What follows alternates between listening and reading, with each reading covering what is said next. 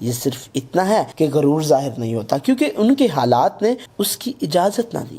جب بھی حالات اجازت دیں گے دل میں چھپے غرور کا انکشاف ہوگا۔ اس لیے ہمیں دنیاوی طاقت کی متلاشی نہیں رہنا چاہیے بلکہ اپنے حالات سے مطمئن رہنا سیکھیں۔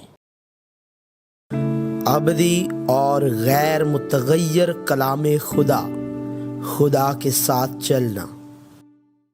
بائبل جو وقت سے ماورا ہے، خدا کے ساتھ چلنا۔ حصہ 21، غرور۔ خدا سے محبت کرنا خدا کو جاننا ہے۔ یہ کہا جا سکتا ہے کہ خدا کے لوگ جو خدا کو جانتے ہیں وہ خدا سے محبت کرتے ہیں اور خدا پر یقین بھی رکھتے ہیں۔ لہٰذا ہمیں بائبل کے ذریعے جاننا چاہیے کہ خدا کس چیز سے خوش ہوتا ہے اور کس چیز سے نفرت کرتا ہے۔ بائبل بتاتی ہے کہ غرور وہ چیز ہے جس سے خدا سب سے زیادہ نفرت کرتا اور جس کی خدا مخالفت کرتا ہے۔ بے شک بت پرستی وہ چیز ہے جس سے خدا سب سے زیادہ نفرت کرتا ہے، لیکن جتنا بت پرستی کے لیے اتنا بائبل غرور کے خلاف انتباہ کر رہی ہے، کیونکہ تو مصیبت زدہ لوگوں کو بچائے گا لیکن مغروروں کی آنکھوں کو نیچا کرے گا۔ خداوند سے محبت رکھو، ہے اس کے سب مقدسوں، خداوند ایمانداروں کو سلامت رکھتا ہے اور مغروروں کو خوب ہی بدلہ دیتا ہے۔ 6 چیزیں ہیں جن سے خداوند کو نفرت ہے، بلکہ 7 ہیں جن سے اسے کراہت ہے: اونچی آنکھیں، جھوٹی زبان، بے گناہ کا خون بہانے والے ہاتھ، برے منصوبے باندھنے والا دل، شرارت کے لیے تیز رو پاؤں، جھوٹا گواہ جو دروغ گوئی کرتا ہے اور جو بھائیوں میں نفاق ڈالتا ہے۔ ہر ایک جس کے دل میں غرور ہے خداوند کو نفرت ہے، یقیناً وہ بے سزا نہ چھوٹے گا، وہ تو زیادہ توفیق بخشتا ہے۔ اسی لیے یہ آیا ہے کہ خدا مغروروں کا مقابلہ کرتا ہے مگر فروتنوں کو توفیق بخشتا ہے۔ اے جوانوں، تم بھی بزرگوں کے تابع رہو، بلکہ سب کے سب ایک دوسرے کی خدمت کے لیے فروتنی سے کمر بستہ رہو، اس لیے کہ خدا مغروروں کا مقابلہ کرتا ہے مگر فروتنوں کو توفیق بخشتا ہے۔ اگر آپ کمزور ہیں تو آپ عاجز ہیں، اگر آپ طاقتور ہیں تو آپ مغرور ہیں۔ بائبل ایک آدمی کی کہانی نہیں ہے، یہ کسی ایک ملک کے بارے میں بھی نہیں ہے۔ بائبل بہت سے لوگوں کی کہانیوں اور ممالک کے واقعات کے ذریعے کچھ بتانا چاہتی ہے۔ ان میں سے ایک انسانوں کی ناممکنات ہے۔ جب آدم اور حوا نے نیک و بد کی پہچان کے درخت سے کھایا تو ان کی تمام نسل گنہگار بن گئی۔ بائبل بیان کرتی ہے کہ کوئی بھی راست باز نہیں ہے۔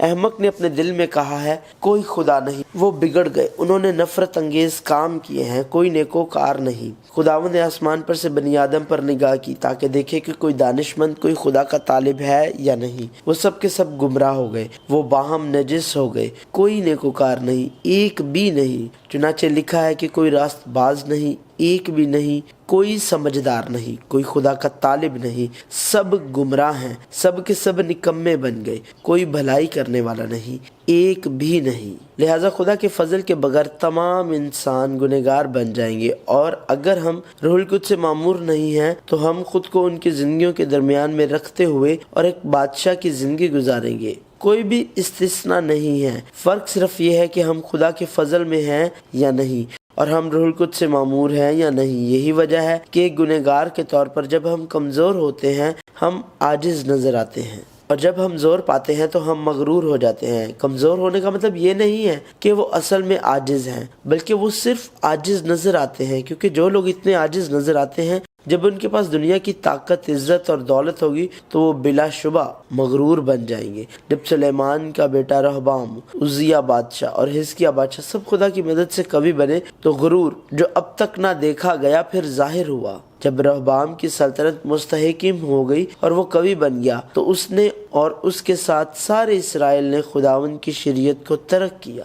لیکن جب عزیہ زور آور ہو گیا تو اس کا دل اس قدر پھول گیا کہ وہ خراب ہو گیا اور خداوند اپنے خدا کی نافرمانی کرنے لگا۔ چنانچہ وہ خداوند کی ہیکل میں گیا تاکہ بخور کی قربانگاہ پر بخور جلائے، لیکن حزقیہ نے اس احساس کے لائق جو اس پر کیا گیا عمل نہ کیا، کیونکہ اس کے دل میں گھمنڈ سما گیا، اس لیے اس پر اور یہودا اور یروشلم پر غضب بھڑکا۔ ہمیں یاد رکھنا چاہیے بادشاہ رہبام، عزیہ اور حزقیہ خاص طور پر احمق اور مغرور نہیں تھے، وہ ہماری ہی طرح ہیں، ہمارا ہی ایک پہلو ہیں۔ یہ خدا کے لوگوں کی جنہیں خادم بن کر رہنا چاہیے لیکن بادشاہوں کی طرح رہتے ہیں، حماقت کے پہلو ہیں۔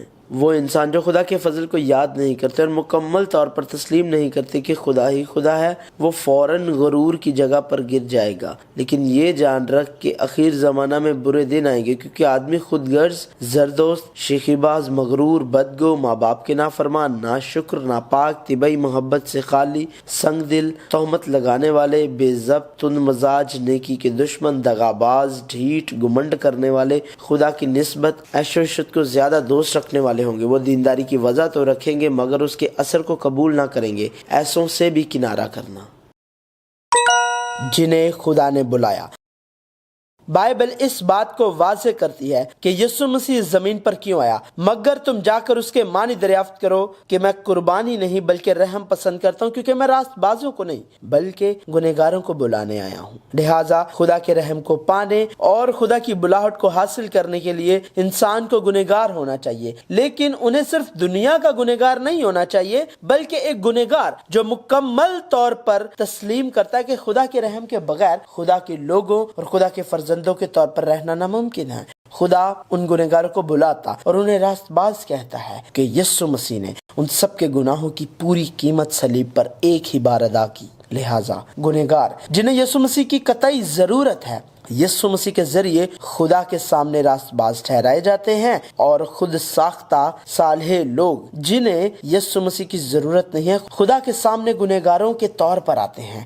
یہی تکبر کرنے والے لوگ ہیں۔ اس طرح کا ایک تضاد جو سچ ہے بائبل میں بتایا گیا ہے۔ جو لوگ اس سچ کو جانتے ہیں اور اس سچائی پر یقین رکھتے ہیں وہ آزاد ہو جائیں گے۔ ایسا نہ ہو کہ وہ متکبر اور متروک بن جائیں، چونکہ انسان مکمل گنہگار ہے۔ کوئی نہیں جانتا کہ وہ کب یہ کہتے ہوئے کہ وہ خدا کو نہیں جانتے گنہگار بن کر زندگی گزاریں گے۔ خدا کے فضل کے سوا کوئی بھی راست باز نہیں کہلائے گا۔ ایسا نہ ہو کہ جب تو کھا کر سیر ہو اور خوشنما گھر بنا کر اس میں رہنے لگے، اور تیرے گائے بیل کے گلے اور بھیڑ بکریاں بڑھ جائیں، اور تیرے پاس چاندی اور سونا اور مال بکثرت ہو جائے، تو تیرے دل میں غرور سمائے اور تو خداوند اپنے خدا کو بھول جائے جو تجھ کو ملک مصر یعنی غلامی کے گھر سے نکال لایا ہے۔ ہلاکت سے پہلے تکبر اور زوال سے پہلے خود بینی ہے۔ آدمی کے دل میں تکبر ہلاکت کا پیش رو ہے، اور فروتنی عزت کی پیشوا، اور فخر اسرائیل اس کے منہ پر گواہی دیتا ہے۔ تو بھی وہ خداوند اپنے خدا کی طرف رجوع نہیں لائے، اور باوجود اس سب کے